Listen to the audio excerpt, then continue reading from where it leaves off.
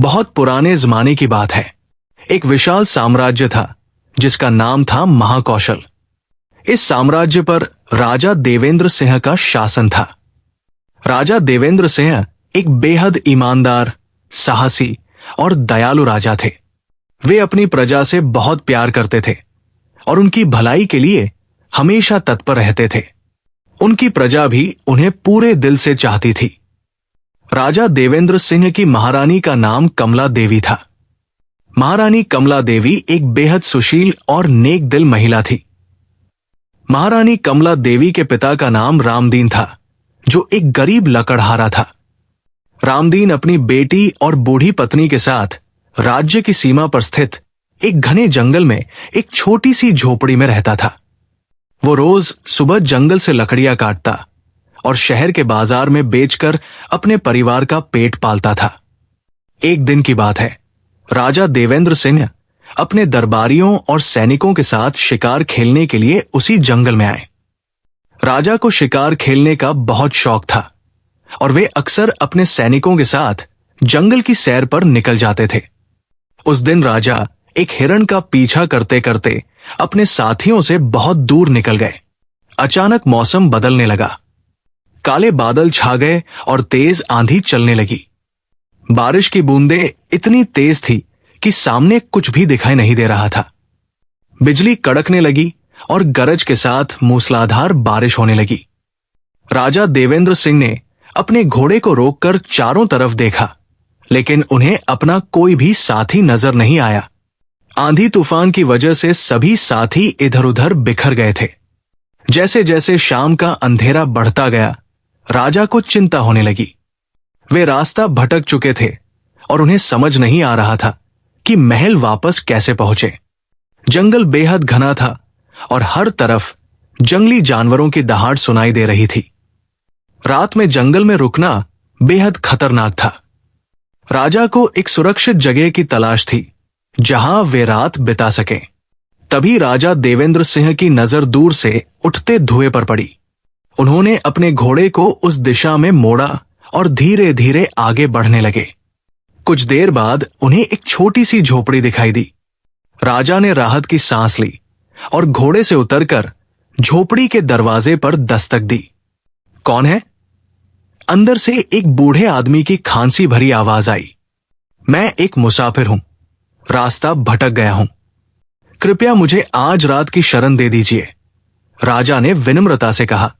उन्होंने अपनी पहचान छुपाने का फैसला किया क्योंकि वे नहीं चाहते थे कि उनकी वजह से किसी को कोई परेशानी हो।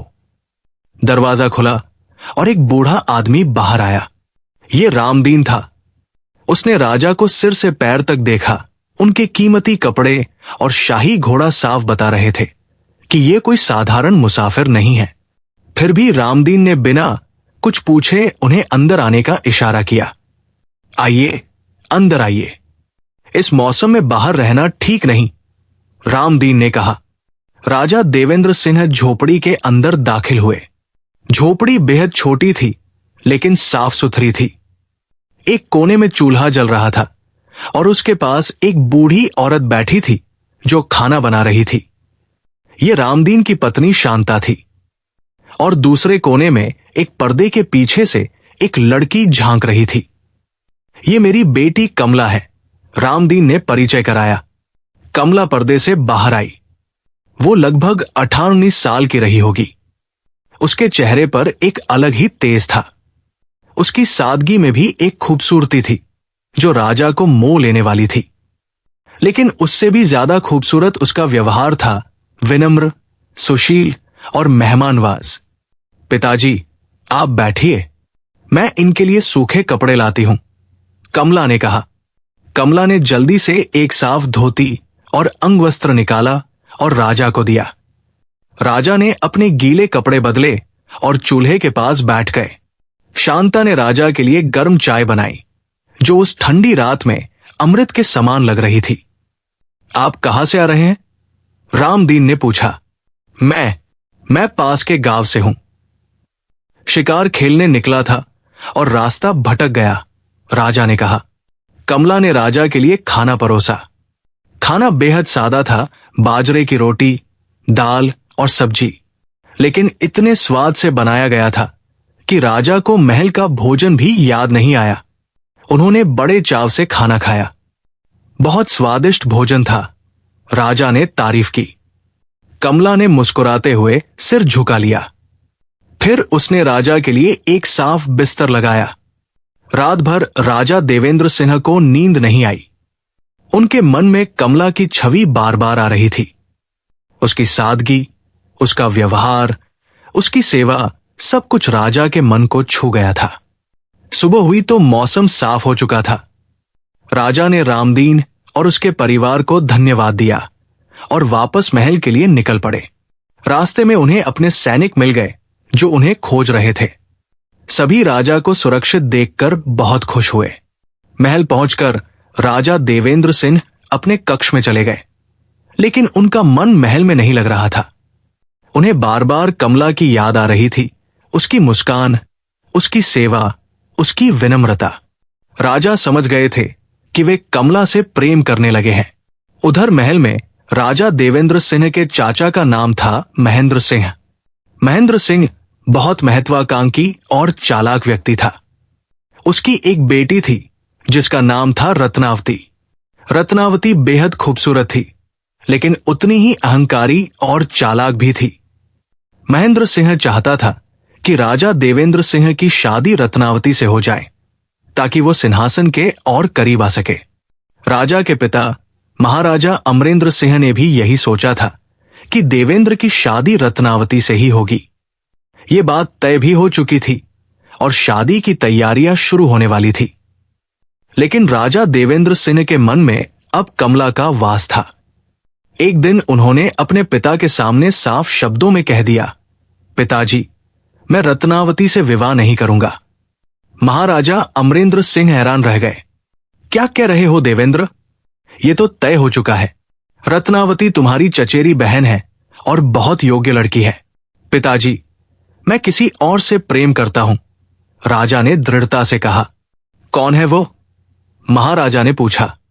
राजा देवेंद्र सिंह ने पूरी कहानी सुनाई, कैसे वे जंगल में भटक गए थे, कैसे रामदीन ने उन्हें शरण दी थी और कैसे कमला ने उनकी सेवा की थी। वो एक लकड़हारे की बेटी है पिताजी, लेकिन उसके जैसा सुशील और नेक दिल व्यक्ति मैंने नहीं देखा। मैं उससे ही विवाह करना चाहता हूं, राजा ने कहा। महाराजा अमरेंद्र सिंह कुछ देर चुप रहे, फिर बोले, अगर तुम्हारा मन यही कह रहा है तो मुझे कोई आपत्ति नहीं। एक राजा को अपने दिल की सुननी चाहिए, और जो व्यक्ति बिना किसी स्वार्थ के एक अनजान मुसाफिर की सेवा करे, वो निश्चय ही महारानी बनने योग्य है। जब ये बात महेंद्र सिंह और रत्नावती को पता चली तो उनका गुस्से का ठिकाना नहीं रहा। रत्नावती को लगता था कि वह राजा देवेंद्र सिंह की पत्नी बनने के लिए ही पैदा हुई है, लेकिन अब एक गरीब लकड़हारे की बेटी उसकी जगह ले रही थी। पिताजी, ये कैसे हो सकता है? मैं राजकुमारी हूं और वो एक साधारण लड़की। ये अपमान है, रत्नावती ने चीखते हुए कहा। महेंद्र सिंह ने अपनी बेटी को शांत किया। धैर्य रखो बेटी, अभी सब कुछ खत्म नहीं हुआ है, हम अपना मौका ढूंढेंगे। इधर राजा देवेंद्र सिंह ने अपने मंत्री दीनदयाल को रामदीन के पास भेजा। मंत्री दीनदयाल जंगल में पहुंचे और रामदीन के सामने राजा का प्रस्ताव रखा। रामदीन और शांता हैरान रह गए। ये कैसे संभव है? हम तो साधारण लोग हैं। राजा साहब हमारी बेटी से विवाह करना चाहते हैं। रामदीन ने अविश्वास से कहा, जी हां, राजा साहब ने खुद ये फैसला लिया है। वे आपकी बेटी कमला की सादगी और सेवाभाव से बहुत प्रभावित हुए हैं। मंत्री दीनदयाल ने कहा। कमला को यह सब सुनकर विश्वास नहीं हो रहा था। उसे वो मुसाफिर याद था जिसने एक रात उनकी झोपड़ी में बिताई थी। वो नहीं जानती थी कि वो महाकौशल के राजा थे। बेटी, तुम्हारी क्या राय है? रामदीन ने पूछा। कमला ने कुछ देर सोचा, फिर बोली, पिताजी, मैं इनकार नहीं करूंगी। और इस तरह राजा देवेंद्र सिंह और कमला का विवाह तय हो गया। महल में भव्य तैयारियां शुरू हो गई। पूरे राज्य में खुशी की लहर दौड़ गई। लेकिन महेंद्र सिंह और रत्नावती के दिलों में नफरत और बदले की आग जल रही थी। विवाह का दिन आया। पूरा महल सजाया गया था। कमला को राजसी वस्त्र और आभूषण पहनाए गए। जब राजा देवेंद्र सिंह ने सजी धजी कमला को देखा तो वे मंत्रमुग्ध हो गए। विवाह की सभी रस्में बड़ी धूमधाम से संपन्न हुई। रत्नावती ने विवाह में मुस्कुराते हुए भाग लिया। उसने कमला को गले लगाया और बोली, बहन, बहुत खुशी है कि तुम इस परिवार में आई। हम दोनों बहनों की तरह रहेंगे। लेकिन कमला को रत्नावती की आंखों में छुपी नफरत दिखाई दे गई। उसने महसूस किया कि यह मुस्कान दिखावटी है, लेकिन उसने कुछ नहीं कहा। विवाह के बाद कमला महारानी बन गई। वे बहुत नेक दिल और दयालु थी। प्रजा उनसे बहुत प्यार करने लगी। राजा देवेंद्र सिंह बहुत खुश थे। लेकिन महल में एक तूफान आने वाला था, जिसकी किसी को भनक तक नहीं थी। समय बीतता गया। 1 साल बाद महारानी कमला देवी गर्भवती हुई। पूरे महल में खुशी की लहर दौड़ गई। राजा देवेंद्र सिंह और महाराजा अमरेंद्र सिंह बहुत प्रसन्न थे। लेकिन रत्नावती के लिए यह और भी असहनीय था। पिताजी, अब तो ये और मजबूत हो जाएगी। अगर इसे पुत्र हुआ तो हमारा सिंहासन पर से सारा दावा खत्म हो जाएगा। रत्नावती ने अपने पिता से कहा। महेंद्र सिंह सोच में पड़ गया। हमें कुछ करना होगा, लेकिन सावधानी से। अगर कोई शक हुआ तो हम भी खत्म हो जाएंगे।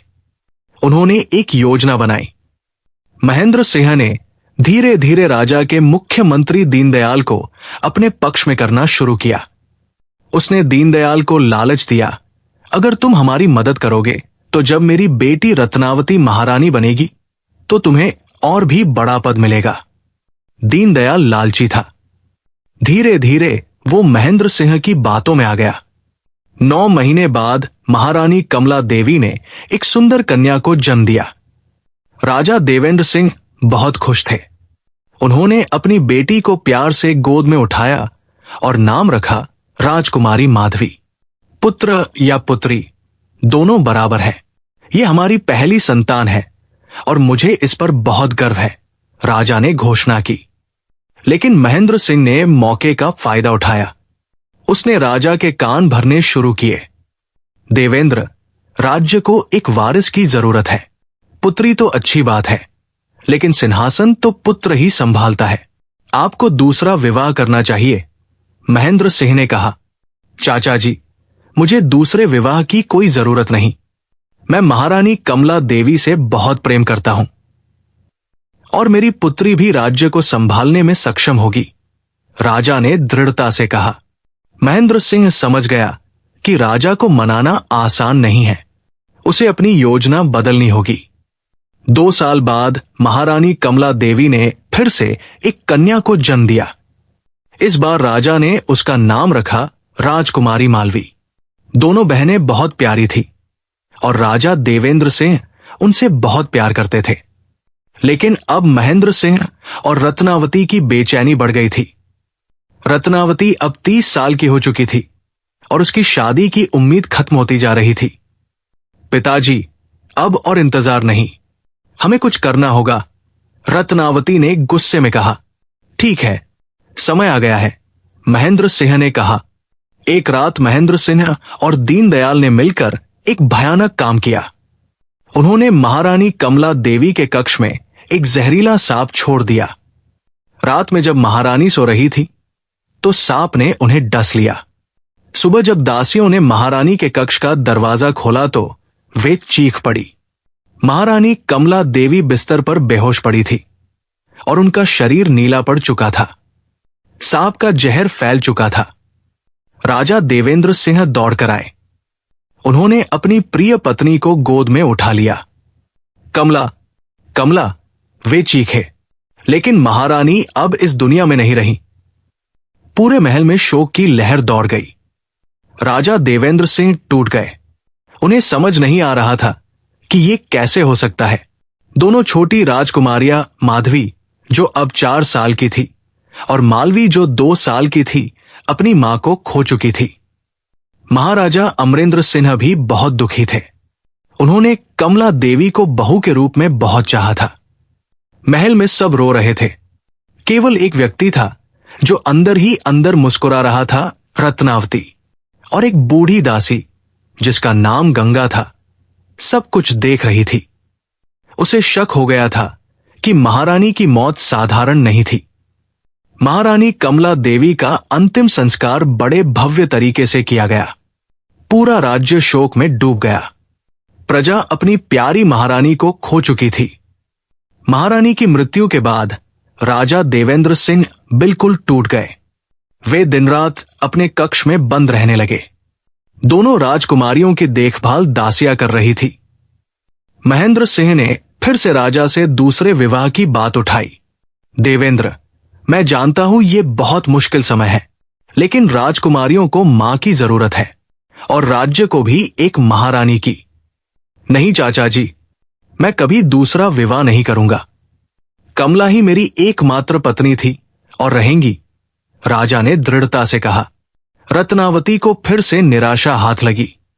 उसका गुस्सा अब राजकुमारियों पर निकलने लगा। पिताजी, जब तक ये दोनों लड़कियां हैं, हमारा कोई भविष्य नहीं है। राजा इन्हीं को अपना उत्तराधिकारी घोषित कर देगा। महेंद्र सिंह को समझ आ गया कि अब उसे और भी बड़ा कदम उठाना होगा। उसने एक और षड्यंत्र रचा। कुछ महीने बाद एक दिन राजा देवेंद्र सिंह को तेज बुखार हो गया।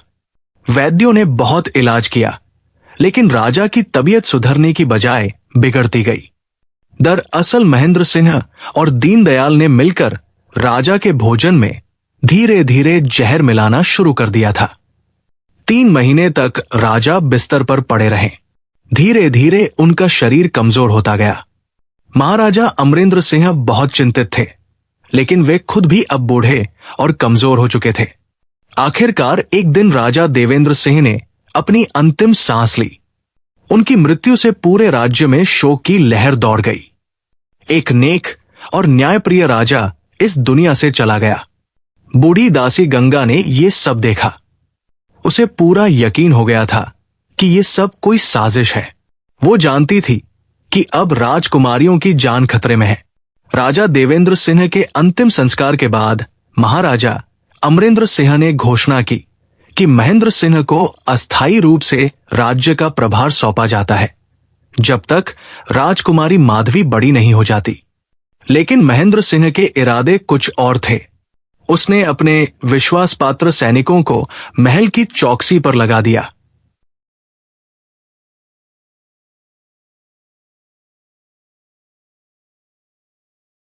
पिताजी, इन दोनों को जल्द खत्म कर देना होगा, तभी आपका सिंहासन पर पूरा अधिकार होगा, रत्नावती कह रही थी। धैर्य रखो बेटी, कुछ ही दिनों में ये काम भी हो जाएगा, महेंद्र सिंह ने कहा। गंगा को सब कुछ समझ आ गया। उसने फैसला किया कि उसे राजकुमारियों को बचाना होगा। वो जानती थी कि अगर वो किसी से कहेगी तो कोई उस पर विश्वास नहीं करेगा, क्योंकि महेंद्र सिंह अब बहुत ताकतवर हो चुका था। उसी रात गंगा ने दोनों राजकुमारियों को उठाया। माधवी और मालवी सो रही थी। गंगा ने उन्हें धीरे से जगाया। चुप रहो बच्चों, कोई आवाज मत करना, गंगा ने फुसफुसाते हुए कहा। उसने दोनों राजकुमारियों को कंबल में लपेटा और पिछले दरवाजे से महल के बाहर निकल गई। रात का अंधेरा था। महल के पहरेदार कहीं और मशगूल थे। गंगा तेजी से जंगल की तरफ भागी। राजकुमारियां डर गई थी, लेकिन गंगा ने उन्हें चुप रहने का इशारा किया। वो जानती थी उसके पास ज्यादा समय नहीं है। जल्द ही महल में राजकुमारियों का गायब होना पता चल जाएगा। गंगा जंगल में गहरे चली गई। उसे एक पुरानी गुफा के बारे में पता था, जो बहुत घनी झाड़ियों के पीछे छुपी थी। वो उसी गुफा की तरफ भागी। सुबह होते होते महल में हड़कंप मच गया। राजकुमारियां गायब थी और दासी गंगा भी। महेंद्र सिंह ने चारों तरफ सैनिक भेजे, लेकिन कोई निशान नहीं मिला। ये बूढ़ी दासी राजकुमारियों को लेकर भाग गई, रत्नावती ने कहा। महेंद्र सिंह गुस्से से बौखला गया, लेकिन फिर मुस्कुरा दिया। कोई बात नहीं, वो बूढ़ी औरत और 2 छोटी लड़कियां जंगल में ज्यादा दिन नहीं बचेंगी। जंगली जानवर या भूख उन्हें खत्म कर देगी। महाराजा अमरिंदर सिंह को जब यह पता चला तो उन्हें बहुत धक्का लगा। वे पहले से ही कमजोर थे और अपने बेटे की मौत का सदमा झेल रहे थे। राजकुमारियों के गायब होने की खबर उनके लिए आखिरी धक्का साबित हुई। कुछ ही दिनों बाद महाराजा अमरिंदर सिंह भी चल बसे। अब सिंहासन पर महेंद्र सिंह का पूरा अधिकार हो गया। उसने खुद को राजा घोषित कर दिया। पूरे राज्य में अफरातफरी मच गई। प्रजा को पता था कि महेंद्र सिंह उतना नेक और न्यायप्रिय नहीं है जितना राजा देवेंद्र सिंह था। महेंद्र सिंह ने राज्य पर कठोर कानून लागू कर दिए। करों को बढ़ा दिया गया। जो भी उसके खिलाफ आवाज उठाता उसे कैद में डाल दिया जाता। धीरे धीरे महाकौशल का सुखी राज्य एक अत्याचारी राज्य में बदलने लगा। उधर जंगल में गंगा दोनों राजकुमारियों के साथ उस गुफा में रह रही थी। जंगल में जीवन बहुत कठिन था। गंगा जंगल से फल फूल इकट्ठा करती और किसी तरह दोनों राजकुमारियों का पेट भरती। रात में ठंड से बचाने के लिए वो आग जलाती।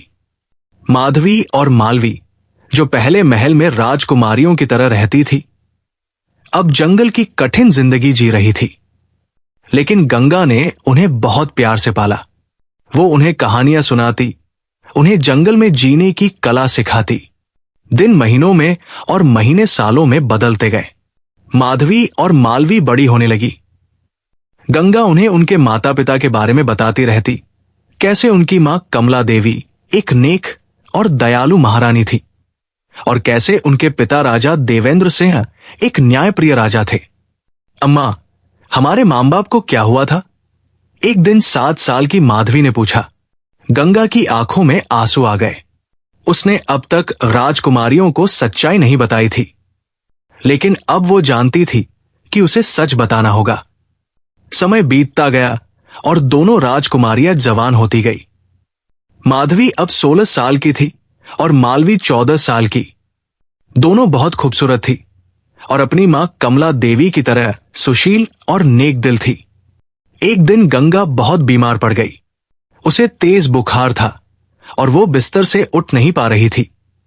दोनों राजकुमारियां उसकी बहुत सेवा कर रही थी, लेकिन उसकी तबीयत सुधर नहीं रही थी। माधवी, मालवी, पास आओ बेटी, गंगा ने कमजोर आवाज में कहा। दोनों राजकुमारियां उसके पास बैठ गई। उनकी आंखों में आंसू थे। अम्मा, आप ठीक हो जाओगी, हम आपको कुछ नहीं होने देंगे, माधवी ने रोते हुए कहा। गंगा ने मुस्कुराने की कोशिश की। बेटी, मेरा समय आ गया है, लेकिन मरने से पहले मुझे तुम्हें सच बताना होगा। और फिर गंगा ने पूरी कहानी सुनाई, कैसे महेंद्र सिंह और रत्नावती ने उनकी मां कमला देवी को मार डाला, कैसे उनके पिता राजा देवेंद्र सिंह को जहर दिया गया और कैसे वो उन्हें लेकर भाग आई थी। तुम दोनों राजकुमारियां हो। महाकौशल का सिंहासन तुम्हारा हक है, लेकिन अभी तुम कमजोर हो।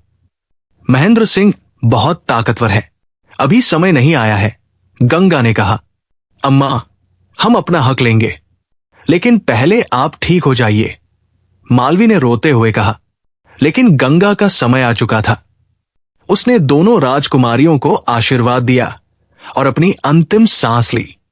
दोनों राजकुमारियां रो रो कर बेहाल हो गई। गंगा ने उन्हें पाला था, उन्हें प्यार दिया था, उन्हें बचाया था। अब वे इस दुनिया में बिल्कुल अकेली रह गई थी। उन्होंने गंगा का अंतिम संस्कार किया। फिर वे दोनों बहनें उस गुफा में अकेली रह गई। बहन, अब हम क्या करेंगे? मालवी ने पूछा। माधवी ने आसमान की तरफ देखा। हम जिंदा रहेंगे, हम मजबूत बनेंगे और एक दिन हम अपने मां बाप का बदला लेंगे। 2 साल और बीत गए। माधवी और मालवी अब जंगल में अकेली रहने की आदी हो चुकी थी। माधवी अब 18 साल की थी और मालवी 16 साल की। दोनों बहनें बहुत मेहनती थी। वे जंगल से लकड़ियां इकट्ठा करती, फल फूल तोड़ती और किसी तरह अपना गुजारा करती थी। माधवी बहुत समझदार और गंभीर थी। वो हमेशा अपनी छोटी बहन का ध्यान रखती थी।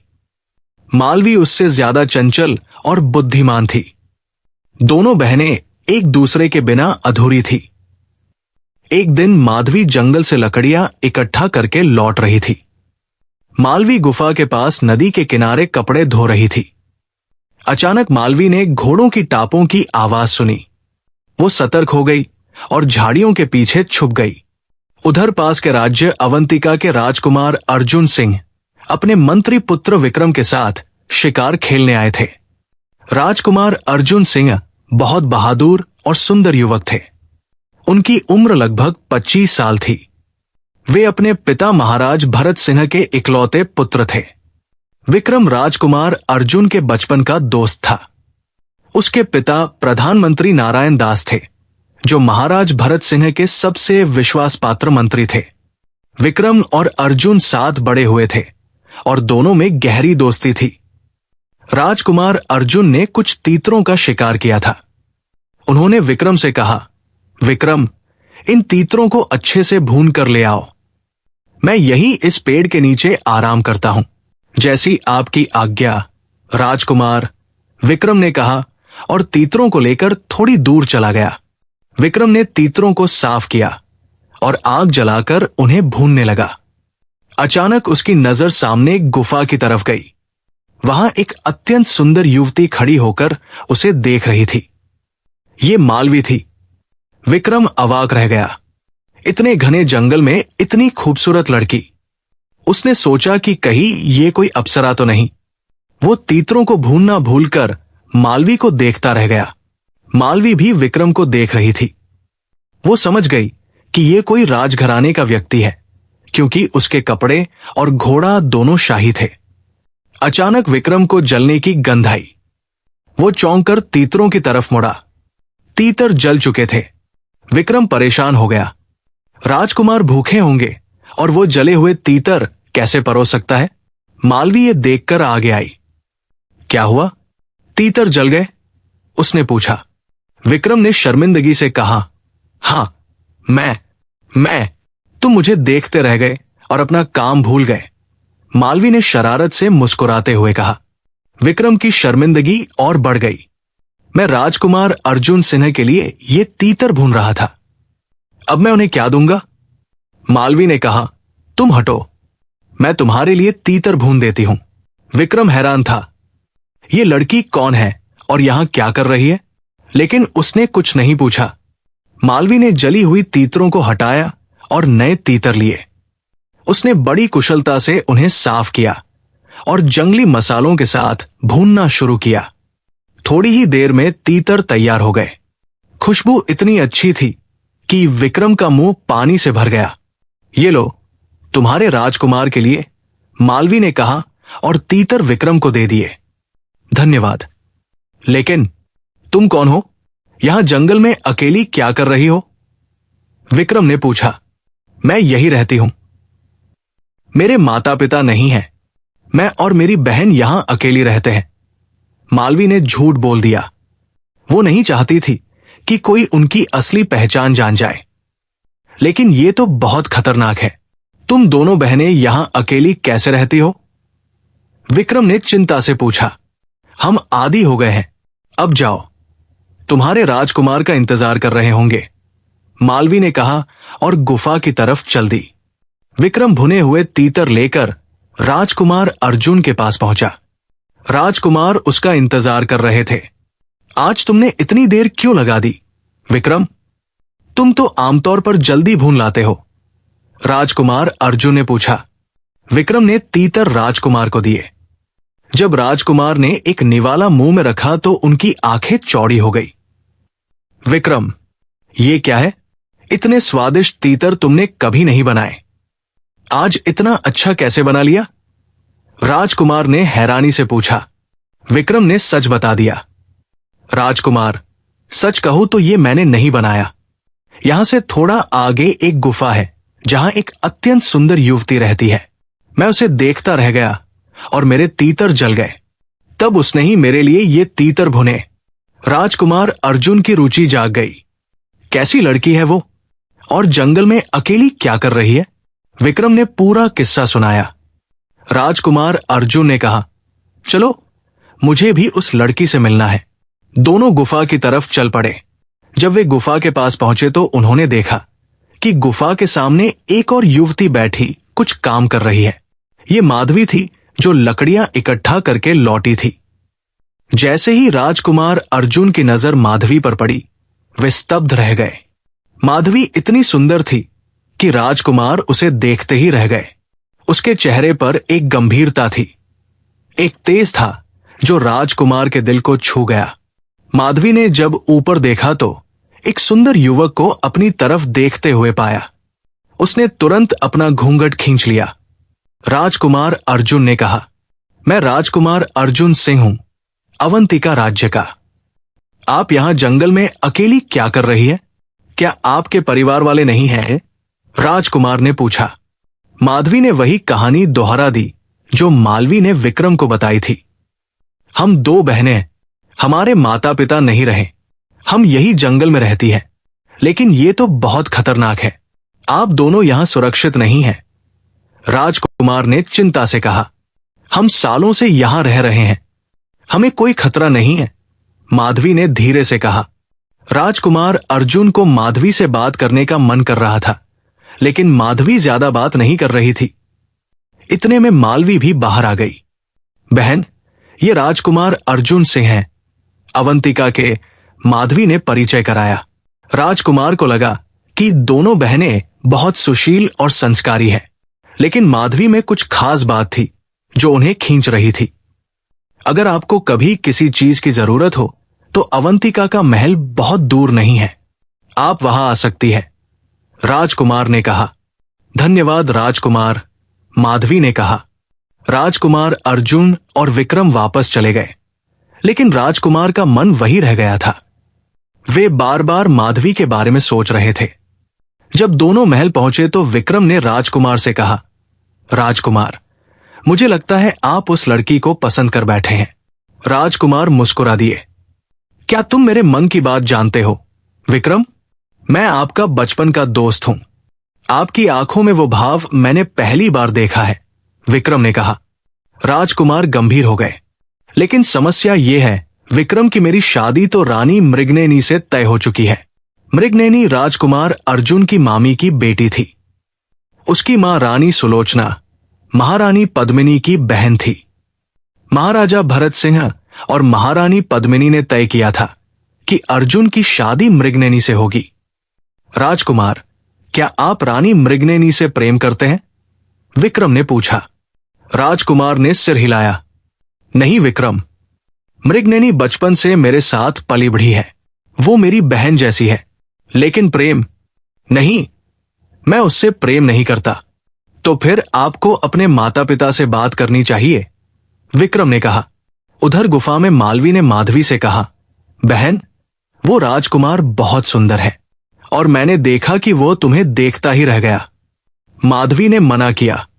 मालवी, ऐसी बातें मत करो, हम साधारण लड़कियां हैं, राजकुमार हमारे लिए नहीं है। बहन, तुम भूल गई, हम भी राजकुमारियां हैं। गंगा अम्मा ने हमें सच बताया था, मालवी ने कहा। लेकिन हमारे पास कोई सबूत नहीं है और महेंद्र सिंह अभी भी महल में है, हम अभी कुछ नहीं कर सकते, माधवी ने दुखी होकर कहा। अगले दिन राजकुमार अर्जुन फिर उसी जंगल में आ गए। इस बार वे अकेले थे। उन्होंने कुछ फल और मिठाइयां साथ लाई थी।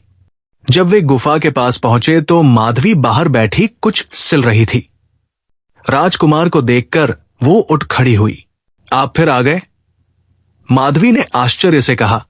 हां, मैं सोच रहा था कि आप दोनों बहनों के लिए कुछ लाओ। राजकुमार ने फल और मिठाइयां दी। माधवी ने संकोच से उन्हें लिया। धन्यवाद राजकुमार, लेकिन इसकी कोई जरूरत नहीं थी। मुझे आपसे कुछ बात करनी है, राजकुमार ने कहा। माधवी ने उन्हें बैठने का इशारा किया। मालवी भी बाहर आ गई और दूर बैठकर उन दोनों को देखने लगी। आपका नाम क्या है? राजकुमार ने पूछा। माधवी, उसने धीरे से कहा। माधवी, मैं जानता हूं कि यह बहुत अचानक है, लेकिन जब से मैंने आपको देखा है मैं आपके बारे में सोचना बंद नहीं कर पा रहा। मुझे लगता है कि मैं आपसे प्रेम करने लगा हूं, राजकुमार ने अपने दिल की बात कह दी। माधवी चौंक गई। उसने ऐसी उम्मीद नहीं की थी। राजकुमार, ये संभव नहीं है। मैं एक साधारण लड़की हूं। आप राजकुमार हैं। मेरे लिए ये मायने नहीं रखता। मैं आपसे विवाह करना चाहता हूं, राजकुमार ने कहा। लेकिन राजकुमार, आपकी शादी तो तय हो चुकी होगी? माधवी ने पूछा। हां, लेकिन मैं अपने पिता से बात करूंगा। मैं उस लड़की से प्रेम नहीं करता। मैं आपसे करता हूं, राजकुमार ने दृढ़ता से कहा। माधवी को नहीं पता था क्या कहें। एक तरफ उसे राजकुमार अच्छे लग रहे थे, लेकिन दूसरी तरफ वो जानती थी कि उनकी असली पहचान छुपी हुई है। राजकुमार, मुझे कुछ समय चाहिए सोचने के लिए, माधवी ने कहा। मैं इंतजार करूंगा, राजकुमार ने कहा और चले गए।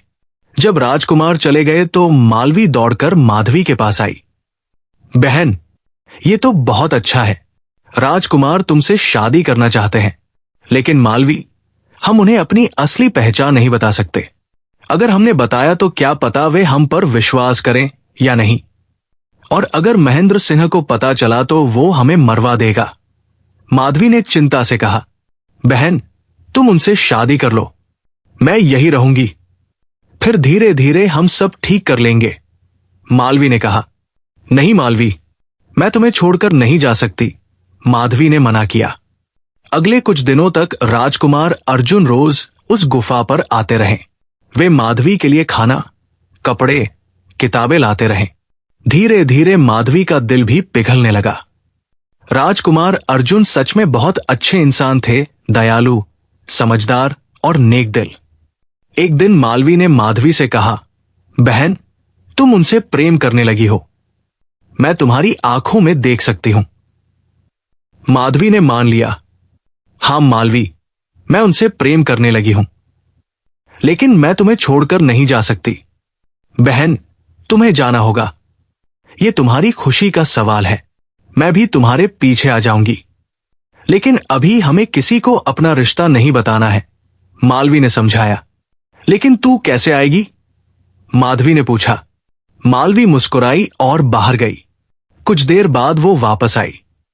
उसके हाथ में छोटे छोटे सफेद फूल थे। बहन, जब राजकुमार तुम्हें लेकर जाए तो तुम इन फूलों को रास्ते में एक एक करके गिराती जाना। मैं उन्हीं फूलों के सहारे तुम्हारे पीछे आ जाऊंगी और पता लगा लूंगी कि तुम कहां हो। फिर मैं वहां नौकरानी बनकर आ जाऊंगी, मालवी ने अपनी योजना बताई। लेकिन मालवी, अगर किसी ने तुझे पहचान लिया तो? माधवी ने चिंता से पूछा। कोई नहीं पहचानेगा। हम इतने छोटे थे जब महल छोड़ा था, और अब हम बड़ी हो गई है। मुझ पर विश्वास करो बहन, मालवी ने कहा। अगले दिन जब राजकुमार अर्जुन आए तो माधवी ने अपना फैसला सुना दिया। राजकुमार, मैं आपसे विवाह करने के लिए तैयार हूं, माधवी ने शर्माते हुए कहा। राजकुमार अर्जुन की खुशी का ठिकाना नहीं रहा। उन्होंने माधवी का हाथ अपने हाथों में लिया। आपने मुझे बहुत खुश कर दिया माधवी। मैं वचन देता हूं कि मैं आपको हमेशा खुश रखूंगा। लेकिन राजकुमार, मेरी एक शर्त है, माधवी ने कहा। कहिए, मैं आपकी हर शर्त मानूंगा, राजकुमार ने कहा। मेरी बहन के बारे में किसी को मत बताइएगा। वो यही रहना चाहती है। मैं नहीं चाहती कि उस पर किसी की नजर पड़े, माधवी ने कहा। यह झूठ था, लेकिन मालवी की योजना के अनुसार जरूरी था। जैसी आपकी इच्छा, राजकुमार ने कहा। राजकुमार अर्जुन महल लौटे और सीधे अपने पिता महाराज भरत सिंह के पास गए। पिताजी, मुझे आपसे कुछ जरूरी बात करनी है, राजकुमार ने कहा। कहो बेटा, महाराजा ने कहा। पिताजी, मैं मृगनयनी से विवाह नहीं करना चाहता। मैं किसी और से प्रेम करता हूं, राजकुमार ने साहस करके कहा। महाराजा भरत सिंह और महारानी पद्मिनी दोनों हैरान रह गए। क्या कह रहे हो बेटा? मृगनयनी से तुम्हारी शादी तो तय हो चुकी है, महारानी पद्मिनी ने कहा। राजकुमार अर्जुन ने पूरी कहानी सुनाई। कैसे उन्होंने माधवी को जंगल में देखा, कैसे वे उससे प्रेम करने लगे। लेकिन बेटा, वो तो एक साधारण लड़की है और मृगनयनी राजकुमारी है, महारानी ने कहा। मां, मेरे लिए प्रेम ज्यादा महत्वपूर्ण है और माधवी में सब गुण हैं जो एक रानी में होने चाहिए, राजकुमार ने कहा।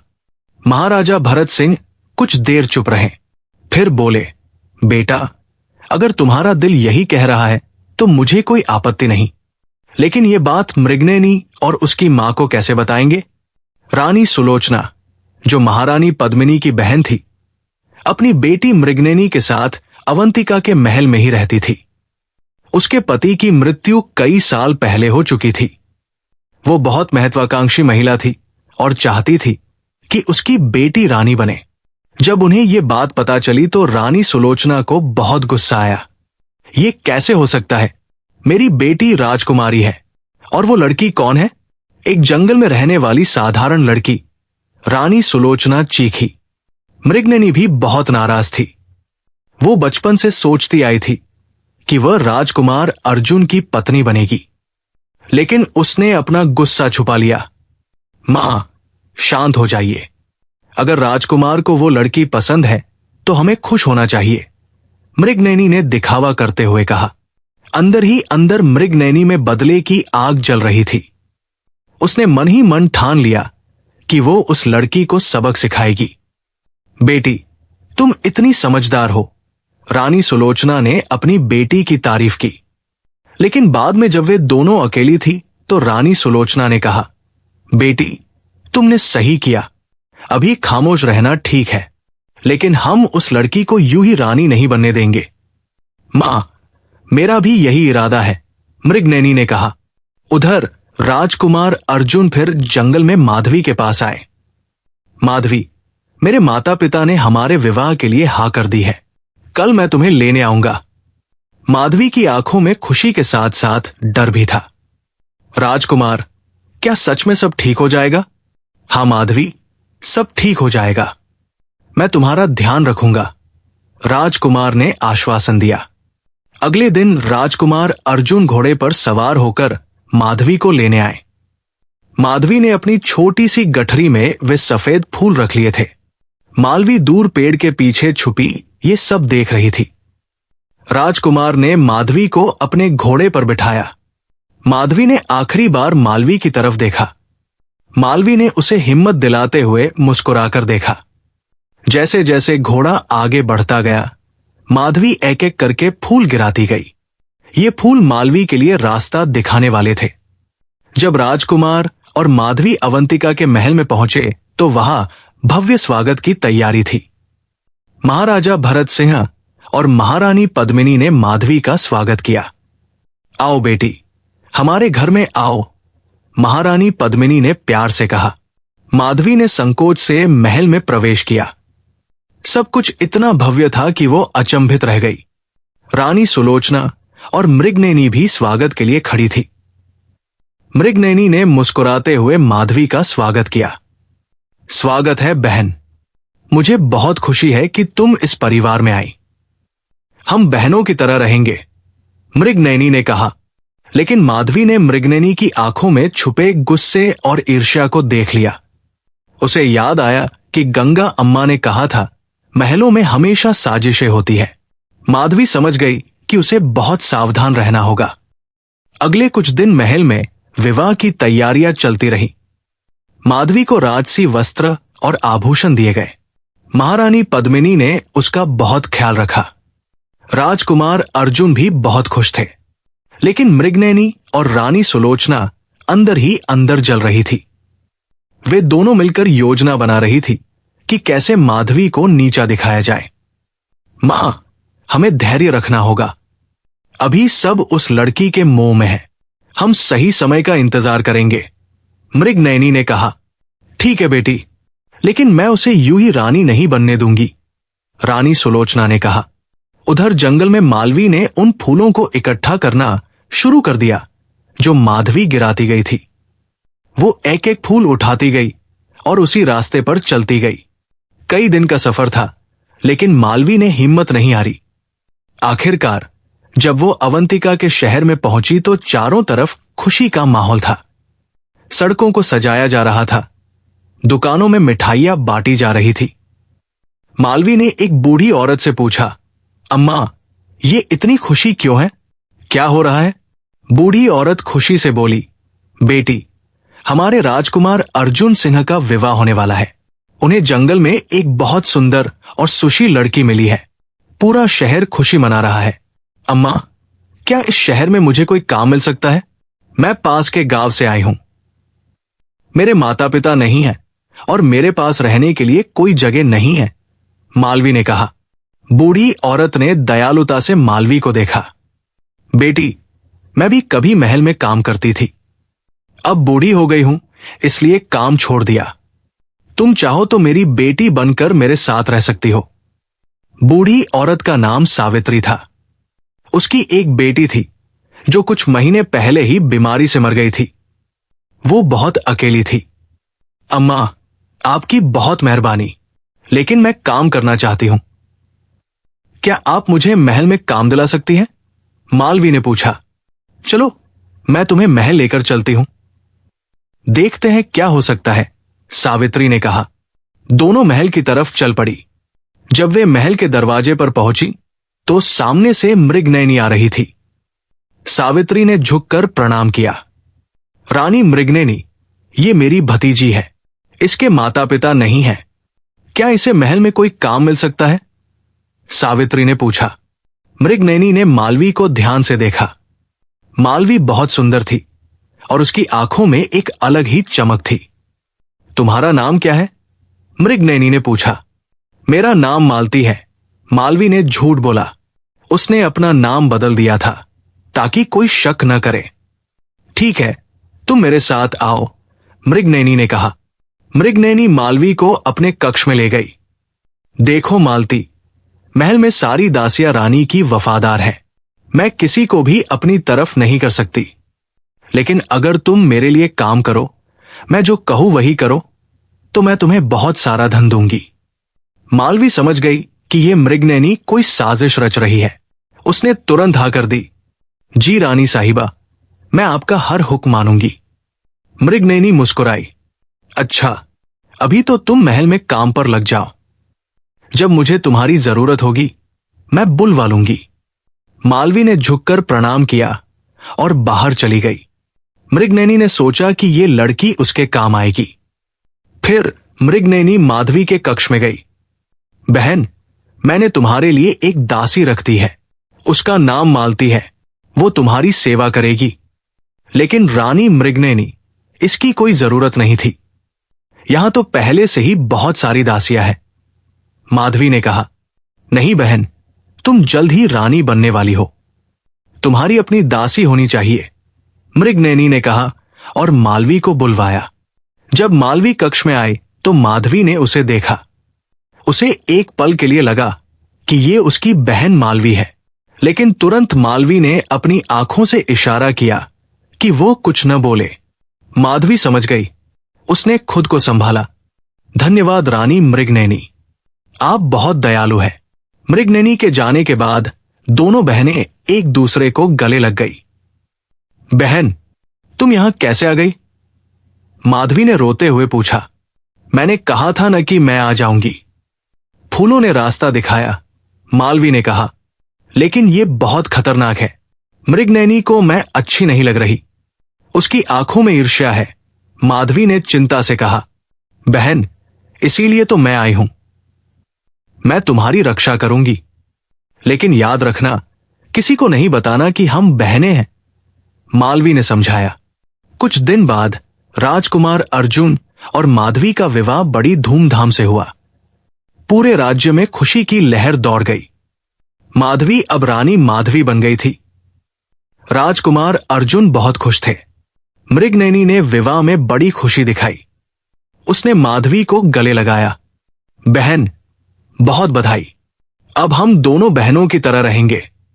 लेकिन मालवी ने मृगनयनी की आंखों में जलन देखी। वो समझ गई कि आने वाले दिन आसान नहीं होंगे। विवाह के बाद माधवी महल में रहने लगी। वो बहुत सुशील और दयालु थी। प्रजा उसे बहुत पसंद करने लगी।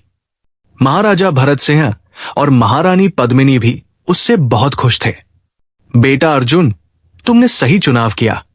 माधवी बहुत अच्छी लड़की है, महाराजा ने एक दिन कहा। राजकुमार अर्जुन मुस्कुराए। पिताजी, मैंने जानता था कि माधवी इस महल की शोभा बढ़ाएगी, लेकिन मृगनयनी के लिए यह सब सहन करना मुश्किल हो रहा था। वो देख रही थी कि सब माधवी की तारीफ कर रहे हैं। उसकी ईर्ष्या दिन ब दिन बढ़ती जा रही थी। मां, मुझसे ये सब देखा नहीं जाता। सब उस लड़की की तारीफ कर रहे हैं और मैं यहां बेकार बैठी हूं। मृगनयनी ने रानी सुलोचना से कहा, धैर्य रखो बेटी, हमें अभी कुछ नहीं करना है, लेकिन हम मौके की तलाश में रहेंगे। रानी सुलोचना ने कहा। कुछ महीने बीत गए। माधवी और राजकुमार अर्जुन बहुत खुश थे। मालवी हमेशा माधवी के पास रहती और दोनों बहनें चोरी छुपे बातें करती। एक दिन माधवी को पता चला कि वो गर्भवती है। ये खबर पूरे महल में खुशी की लहर दौड़ गई। महाराजा भरत सिंह बहुत खुश हुए। बहुत अच्छा, जल्द ही हमें एक वारिस मिलेगा, महाराजा ने घोषणा की। राजकुमार अर्जुन तो खुशी से फूले नहीं समा रहे थे। उन्होंने माधवी का और भी ज्यादा ध्यान रखना शुरू कर दिया। लेकिन यह खबर मृगनयनी के लिए असहनीय थी। मां, अब तो वो और मजबूत हो जाएगी। अगर उसे पुत्र हुआ तो वो राज्य का वारिस बनेगा और हमारा सब खत्म हो जाएगा, मृगनयनी ने घबराकर कहा।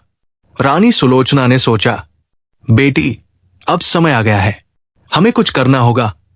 लेकिन क्या मां? सब उसकी रक्षा कर रहे हैं। मृगनयनी ने कहा, हमें किसी को अपनी तरफ करना होगा, कोई ऐसा जो हमारी मदद कर सके, रानी सुलोचना ने कहा। तभी मृगनयनी को मालवी का ख्याल आया। मां, वो दासी मालती, उसने कहा था कि वो मेरे लिए कुछ भी करेगी, शायद वो हमारी मदद कर सके। अच्छा विचार है, उसे बुलाओ, रानी सुलोचना ने कहा। मालवी को बुलवाया गया।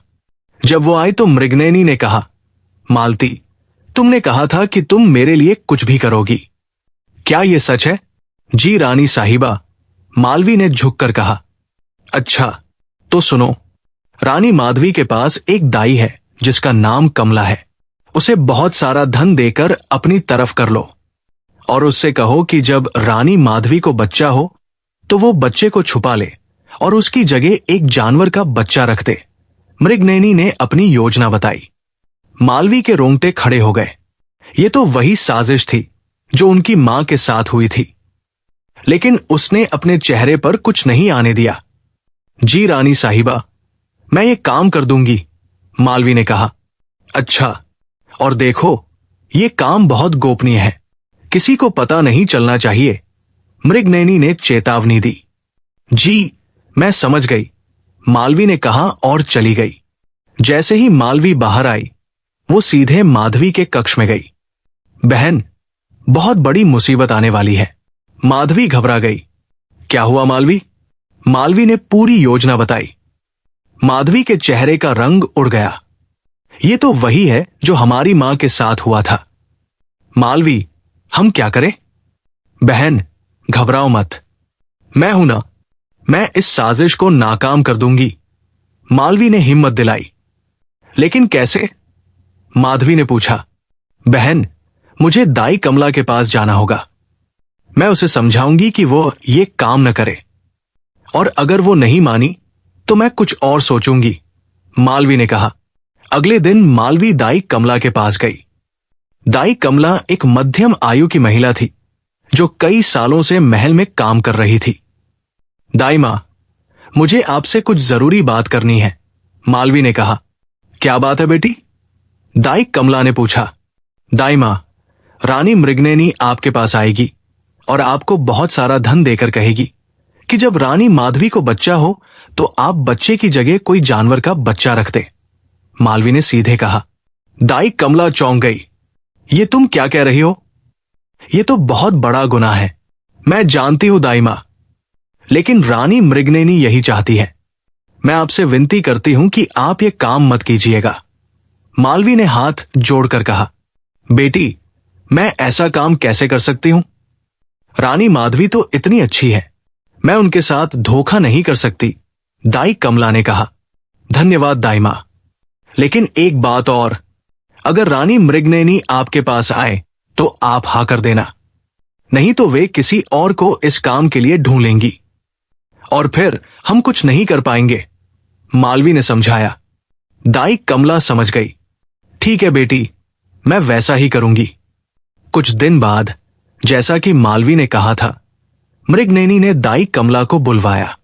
उसने दाई को बहुत सारा सोना दिया और कहा, जब रानी माधवी को बच्चा हो तो तुम बच्चे की जगह एक बिल्ली का बच्चा रख देना। दाई कमला ने डरते डरते हाँ कर दी। मृगनयनी खुश होकर चली गई। दाई कमला तुरंत मालवी के पास गई। बेटी, तुमने सच कहा था। रानी मृगनयनी ने मुझे यही काम करने के लिए कहा। दाई मां, आपने हां कर दी ना? मालवी ने पूछा। हाँ बेटी, जैसा तुमने कहा था। दाई ने कहा। अच्छा किया। अब जब रानी माधवी को बच्चा हो तो आप बच्चे को मुझे दे देना। मैं बच्चे को सुरक्षित जगह पर ले जाऊंगी और आप बिल्ली का बच्चा रख देना। मालवी ने योजना बताई। लेकिन बेटी, फिर क्या होगा? दाई ने पूछा। दाई मां, मुझ पर विश्वास कीजिए, मैं सब ठीक कर दूंगी। मालवी ने कहा। महीने बीतते गए। माधवी का पेट बढ़ता गया। राजकुमार अर्जुन और पूरा महल बहुत खुश था। मृगनयनी अपनी योजना के सफल होने का इंतजार कर रही थी। आखिरकार वो दिन आया। रानी माधवी को प्रसव पीड़ा होने लगी। दाई कमला को बुलाया गया। मालवी भी वहीं मौजूद थी। कुछ घंटों के बाद रानी माधवी ने एक सुंदर पुत्र को जन्म दिया। राजकुमार का वारिस पैदा हुआ था। दाई कमला ने बच्चे को साफ किया और चुपचाप मालवी को दे दिया।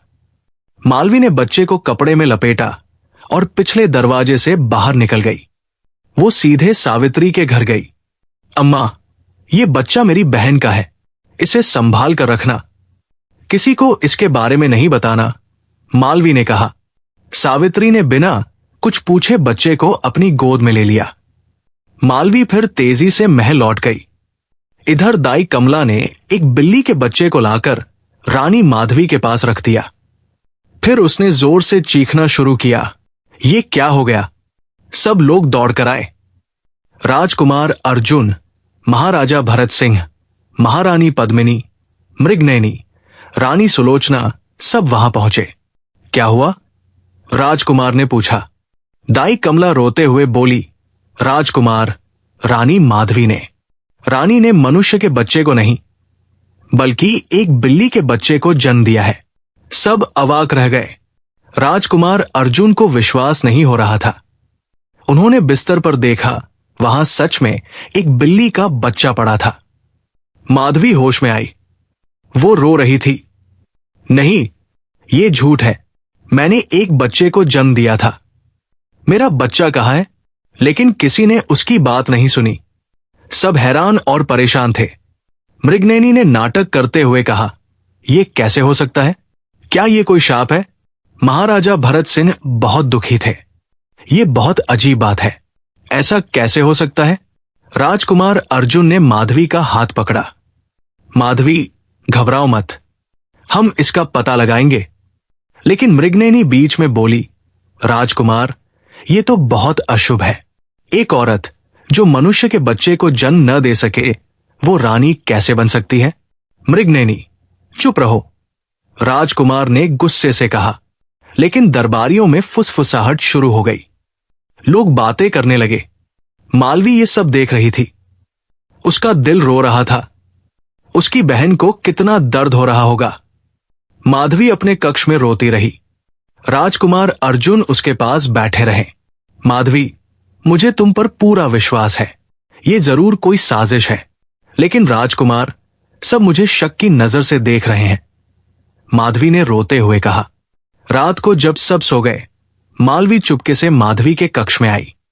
बहन, रो मत। मालवी, मेरा बच्चा कहाँ है? माधवी ने पूछा।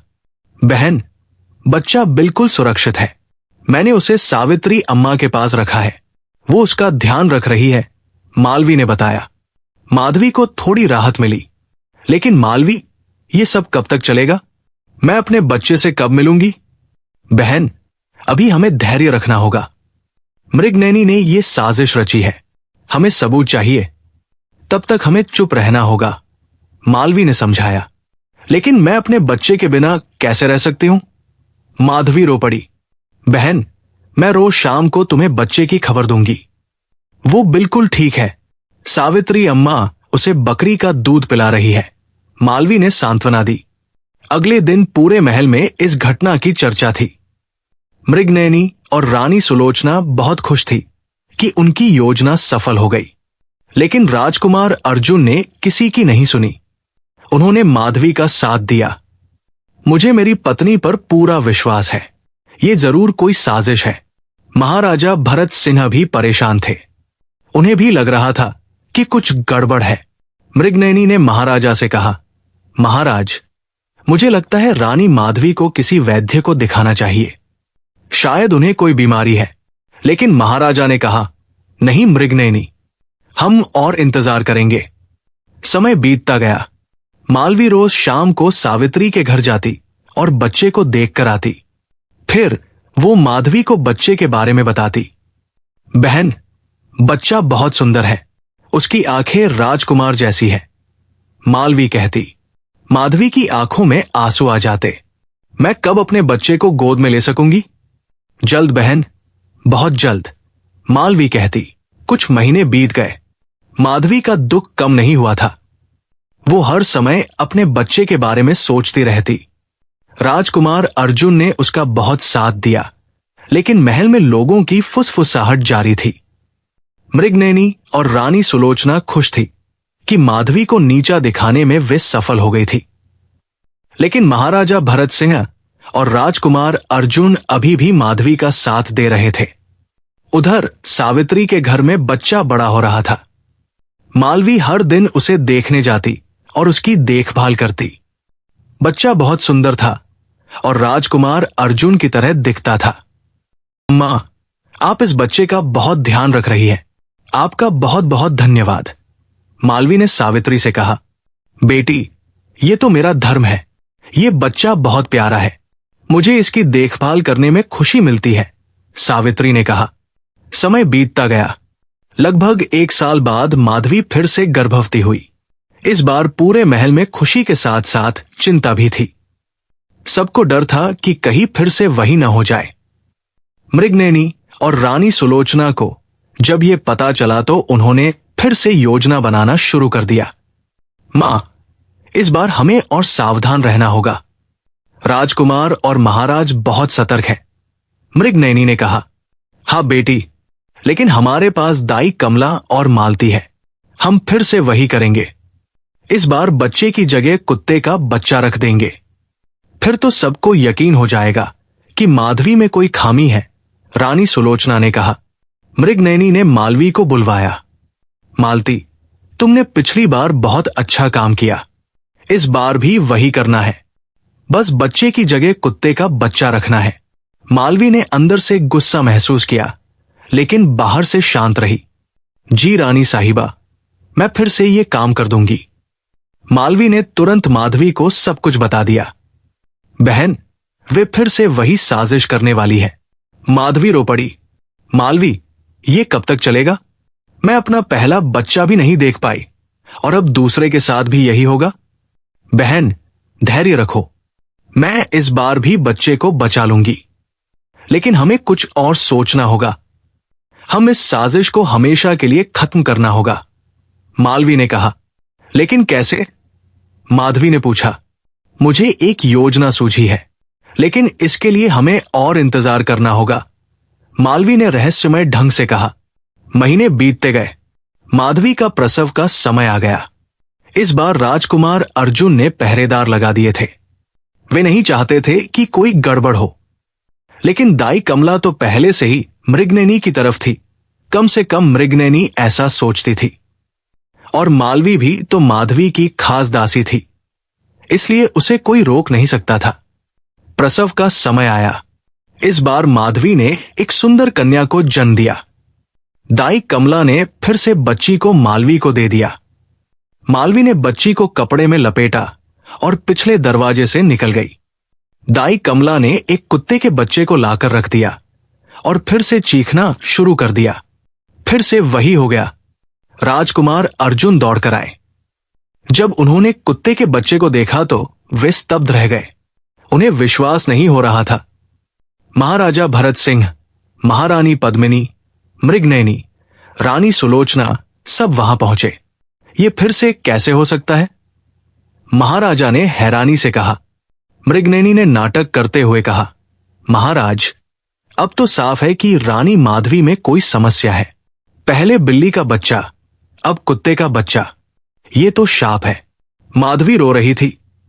नहीं, ये झूठ है। मैंने एक बच्ची को जन्म दिया था। लेकिन इस बार लोग और ज्यादा शक करने लगे। दरबारियों में बातें होने लगी कि रानी माधवी शापित है। राजकुमार अर्जुन परेशान थे। वे माधवी पर विश्वास करते थे, लेकिन ये सब कैसे हो रहा है, उन्हें समझ नहीं आ रहा था। प्रधानमंत्री नारायण दास, जो विक्रम के पिता थे, ने कहा, राजकुमार, मुझे लगता है हमें इस मामले की गहराई से जांच करनी चाहिए। हाँ पिताजी, आप सही कह रहे हैं, विक्रम ने कहा। विक्रम को भी लग रहा था कि कुछ गड़बड़ है, लेकिन मृगनयनी ने बीच में कहा, महाराज, अब तो रानी माधवी को सजा मिलनी चाहिए। यह राज्य के लिए अशुभ है।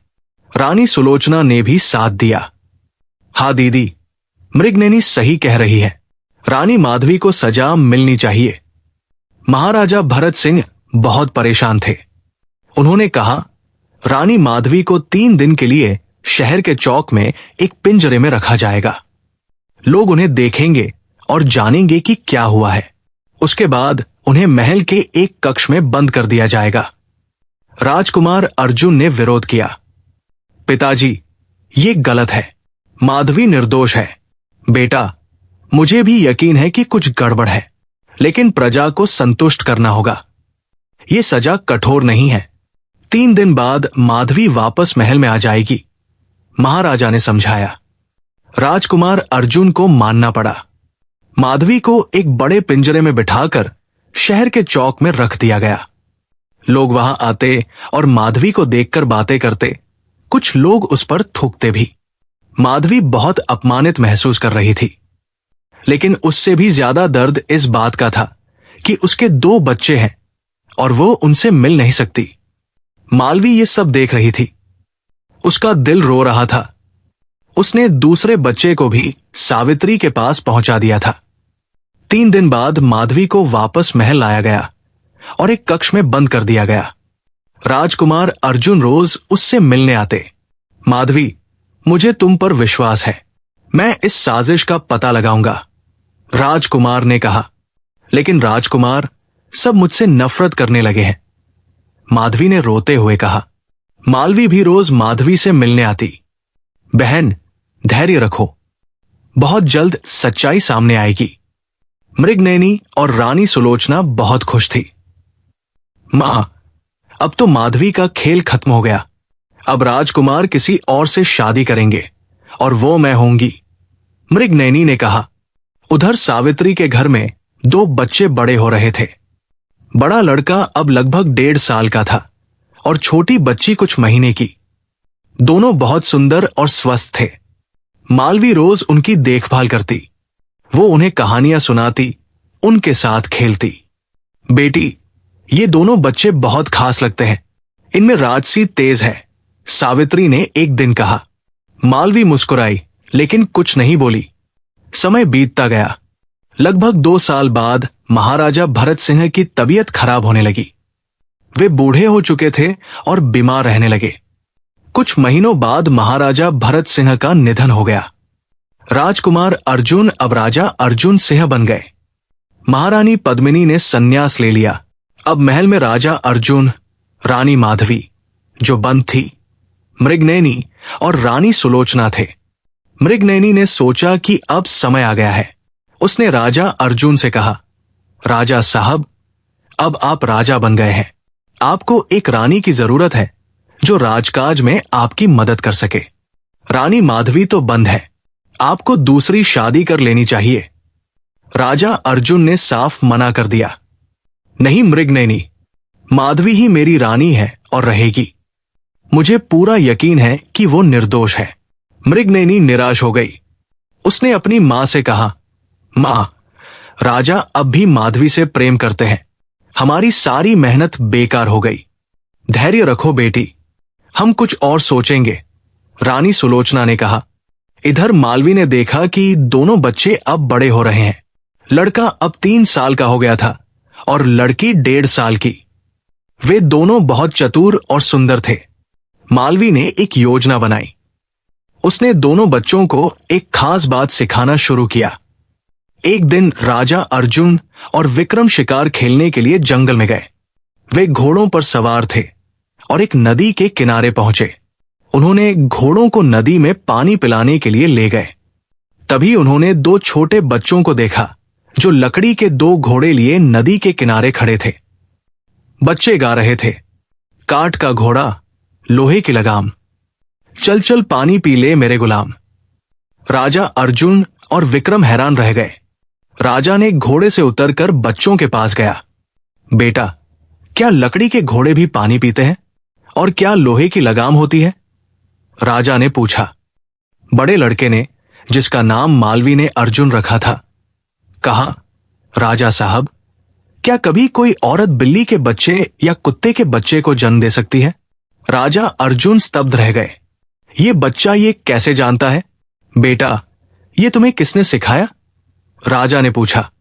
हमारी खाला ने, छोटी बच्ची ने, जिसका नाम मालवी ने माधुरी रखा था। कहा, तुम्हारी खाला कौन है? वो कहाँ है? राजा ने तुरंत पूछा। वो यहां पास में ही रहती है, चलिए हम आपको दिखाते हैं। अर्जुन ने कहा। दोनों बच्चे राजा और विक्रम को सावित्री के घर ले गए। जब राजा ने घर में झांका तो उन्हें मालवी दिखाई दी, जो कुछ काम कर रही थी। तुम तो मालती हो, महल की दासी। राजा ने पहचान लिया। मालवी ने झुककर प्रणाम किया। जी राजा साहब, ये सब क्या है? ये बच्चे कौन है? राजा ने सख्ती से पूछा। मालवी की आंखों में आंसू आ गए। राजा साहब, अब समय आ गया है कि मैं आपको सच बताऊं। और फिर मालवी ने शुरू से लेकर आखिर तक सारी कहानी सुनाई। कैसे वे दोनों बहनें महाकौशल की राजकुमारियां थी, कैसे उनके माता पिता की हत्या की गई, कैसे गंगा उन्हें लेकर भागी, कैसे माधवी से राजा की शादी हुई और कैसे मृगनयनी ने दोनों बच्चों को मारने की साजिश रची। ये दोनों बच्चे आपके हैं राजा साहब, आपके और रानी माधवी के। बड़ा लड़का आपका बेटा है और छोटी बच्ची आपकी बेटी। मालवी ने कहा। राजा अर्जुन को विश्वास नहीं हो रहा था। उन्होंने दोनों बच्चों को ध्यान से देखा। लड़का तो बिल्कुल उन्हीं की तरह दिखता था। राजा ने दोनों बच्चों को गोद में उठा लिया। उनकी आंखों में आंसू आ गए। मेरे बच्चे, मेरे बच्चे। विक्रम भी भावुक हो गया। राजा साहब, यह तो बहुत बड़ी साजिश थी। राजा ने मालवी से पूछा, तुमने ये सब अकेले कैसे किया? राजा साहब, मैं अपनी बहन की रक्षा के लिए कुछ भी कर सकती थी। और ये निर्दोष बच्चे, मैं इन्हें कैसे मरने देती? मालवी ने कहा। लेकिन तुमने मुझे पहले क्यों नहीं बताया? राजा ने पूछा। राजा साहब, मेरे पास कोई सबूत नहीं था और मृगनयनी बहुत ताकतवर है। मुझे डर था कि कहीं आप मुझ पर विश्वास न करें। मालवी ने कहा। राजा समझ गए। उन्होंने मालवी का हाथ पकड़ा। तुमने बहुत बड़ा काम किया है, मैं तुम्हारा हमेशा ऋणी रहूंगा। फिर राजा ने कहा, चलो हम अभी महल चलते हैं। अब सच्चाई सबके सामने आनी चाहिए। राजा ने दोनों बच्चों को अपने घोड़े पर बिठाया। विक्रम ने मालवी को अपने घोड़े पर बिठाया। सावित्री को भी साथ ले लिया गया। जब वे महल पहुंचे तो राजा ने सबको दरबार में इकट्ठा होने का आदेश दिया। मृगनयनी, रानी सुलोचना, सभी मंत्री, सभी दरबारी सब दरबार में आए। राजा ने रानी माधवी को भी बुलवाया। जब माधवी दरबार में आई और उसने दोनों बच्चों को देखा तो उसकी आंखों में आंसू आ गए। वो दौड़कर बच्चों के पास गई और उन्हें गले लगा लिया। मेरे बच्चे, मेरे बच्चे, वो रो रो कर कह रही थी। सब हैरान थे, ये क्या हो रहा है? राजा अर्जुन ने पूरे दरबार को सारी कहानी सुनाई। कैसे मृगनयनी और रानी सुलोचना ने साजिश रची, कैसे उन्होंने दाई को मिलाया और कैसे मालवी ने बच्चों को बचाया। और ये मालवी कोई साधारण दासी नहीं है, ये रानी माधवी की बहन है और महाकौशल की राजकुमारी है। राजा ने घोषणा की। पूरा दरबार स्तब्ध रह गया। मृगनयनी और रानी सुलोचना के चेहरे सफेद पड़ गए। राजा ने आदेश दिया, मृगनयनी और रानी सुलोचना को बंदी बना लो। सैनिकों ने दोनों को पकड़ लिया। मृगनयनी डर से कांप रही थी। अब रानी माधवी को अधिकार है कि वो इन दोनों को सजा दे, राजा ने कहा। माधवी अपने दोनों बच्चों को गोद में लिए खड़ी थी। उसकी आंखों में आंसू थे, लेकिन चेहरे पर शांति थी। राजा साहब, माधवी ने कहा, मैंने बहुत दुख झेला है। मुझसे मेरे बच्चे छीन लिए गए, मुझे अपमानित किया गया। लेकिन उसने गहरी सांस ली। लेकिन जो समय बीत गया वो वापस नहीं आ सकता, और बदला लेने से क्या फायदा। सब हैरान थे, माधवी इतनी दयालु थी। मैं इन दोनों को माफ करती हूं, माधवी ने कहा। मृगनयनी ये सुनकर रो पड़ी। उसे अपने किए पर बहुत पछतावा हुआ। वो माधवी के पैरों में गिर गई। बहन, मुझे माफ कर दो। मैंने बहुत बड़ा गुनाह किया है। तुमने मुझे माफ करके मुझ पर बहुत बड़ा एहसान किया है, मृगनयनी रो रो कर कह रही थी। रानी सुलोचना भी रो रही थी। रानी माधवी, आप बहुत महान हैं। हम तो आपके पैरों की धूल के भी बराबर नहीं हैं। राजा अर्जुन माधवी के पास आए। माधवी, तुम सच में बहुत महान हो। मुझे तुम पर गर्व है। फिर राजा ने विक्रम की तरफ देखा। विक्रम भी मालवी को देख रहा था। राजा मुस्कुराए। विक्रम, मैंने देखा है कि तुम मालवी को बहुत ध्यान से देखते हो, राजा ने कहा। विक्रम शर्मा गया। राजा साहब, मालवी भी शर्मा गई। राजा ने कहा, मुझे लगता है कि मालवी और विक्रम की शादी होनी चाहिए। क्या तुम दोनों राजी हो? माधवी खुश हो गई। बहन, ये बहुत अच्छी बात है, मालवी ने शर्माते हुए हाँ कह दी। विक्रम भी बहुत खुश हुआ। कुछ दिन बाद पूरे राज्य में बहुत बड़ा जश्न मनाया गया। सबसे पहले राजा अर्जुन के दोनों बच्चों का राज तिलक हुआ। बड़े लड़के को युवराज घोषित किया गया। फिर विक्रम और मालवी की शादी बड़ी धूमधाम से हुई। पूरा राज्य खुशी से झूम रहा था। मृगनयनी और रानी सुलोचना को महल में ही रहने दिया गया, लेकिन उन्हें किसी भी राजकाज में हिस्सा नहीं लेने दिया गया। दोनों ने अपनी गलतियों से सीख ली और माधवी की सेवा करने लगी। राजा अर्जुन और रानी माधवी बहुत खुश थे। उनके पास अपने दोनों बच्चे थे। मालवी और विक्रम भी खुश थे। कुछ साल बाद राजा अर्जुन ने फैसला किया कि समय आ गया है कि माधवी और मालवी अपने असली राज्य महाकौशल को वापस लें। राजा ने एक बड़ी सेना तैयार की और महाकौशल की तरफ चल पड़े। जब उन्होंने महाकौशल के सीमा पर पहुंचकर युद्ध का ऐलान किया तो महेंद्र सिंह घबरा गया। प्रजा को जब पता चला कि उनकी असली राजकुमारियां वापस आ रही हैं, तो उन्होंने महेंद्र सिंह के खिलाफ विद्रोह कर दिया। महेंद्र सिंह भाग गया और रत्नावती को पकड़ लिया गया। माधवी और मालवी अपने महल में वापस आई। वो महल जहां उनके माता पिता रहते थे। दोनों बहनों की आंखों में आंसू आ गए। रत्नावती को उनके सामने लाया गया। तुम्हें क्या सजा दी जाए? राजा अर्जुन ने पूछा। माधवी ने कहा, इसे भी माफ कर दो। मेरे माता पिता नहीं लौट सकते, लेकिन हम बदला लेकर क्या पाएंगे? रत्नावती को भी माफ कर दिया गया। राजा अर्जुन ने माधवी को महाकौशल की रानी घोषित किया। मालवी और विक्रम ने अवंतिका लौटने का फैसला किया। कुछ साल बाद दोनों राज्य महाकौशल और अवंतिका में शांति और समृद्धि थी। माधवी और मालवी दोनों बहनें अपने अपने राज्यों में खुशी खुशी रहने लगी। वे अक्सर एक दूसरे से मिलने जाती। राजा अर्जुन के बेटे युवराज अर्जुन और बेटी राजकुमारी माधुरी बड़े होकर बहुत योग्य शासक बने। मालवी और विक्रम के भी बच्चे हुए जो बहुत बुद्धिमान थे। मृगनयनी और रानी सुलोचना ने अपनी बाकी की जिंदगी प्रायश्चित में बिताई और इस तरह न्याय की जीत हुई, सच्चाई की जीत हुई, प्रेम और क्षमा की जीत हुई। सावित्री को महल में सम्मान के साथ रखा गया। उसने अपनी बाकी की जिंदगी खुशी से बिताई। और सबसे बड़ी बात, माधवी और मालवी दोनों बहनें जो एक समय जंगल में अकेली और असहाय थी, अब 2 राज्यों की रानियां थी। उनकी कहानी पूरे राज्य में फैल गई। लोग उनकी बहादुरी, धैर्य और क्षमा की कहानियां सुनाते।